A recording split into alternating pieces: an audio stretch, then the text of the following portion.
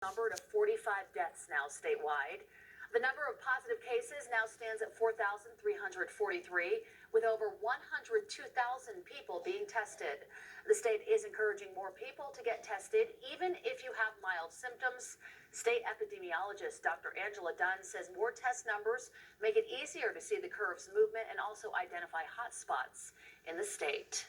Governor Gary Herbert has lowered Utah's risk level for COVID-19. We are moving from red to orange on Friday. It means some things will start reopening. Fox 13's Ben Winslow has more from Utah's Capitol Hill.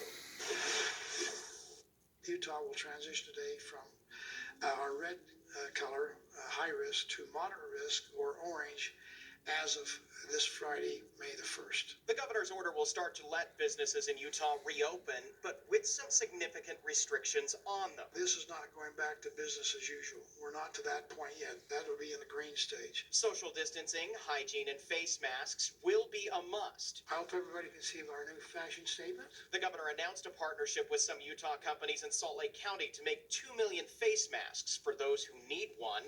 The state is urging everyone to wear a mask when out in public. We know that this disease is spread through droplets. By wearing a mask, even if we don't know we have the disease, if we're asymptomatic, it stops our droplets from spreading and impacting someone else. The governor says he's loosening restrictions because data shows we have not overwhelmed the healthcare system with coronavirus cases. He announced another change. You can interact in groups of 20 or fewer. Salt Lake County says it's anticipating it will go along with the governor's plan, but it may not lift restrictions by May 1st. The governor says he'll work with local governments on that, expecting that different parts of the state will move at different speeds depending on how many COVID-19 cases they have.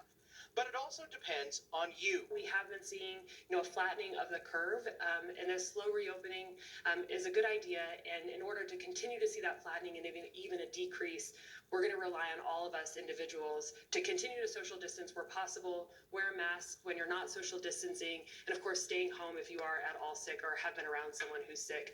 And that'll make sure that we can continue to protect the most vulnerable while seeing a decrease in cases. We've got a link with information on how you can get a free face mask at fox13now.com. Expect to see more announcements from local governments in the state on how they're going to handle reopening specific sectors of business. On the Hill, Ben Winslow, Fox 13 News, Utah.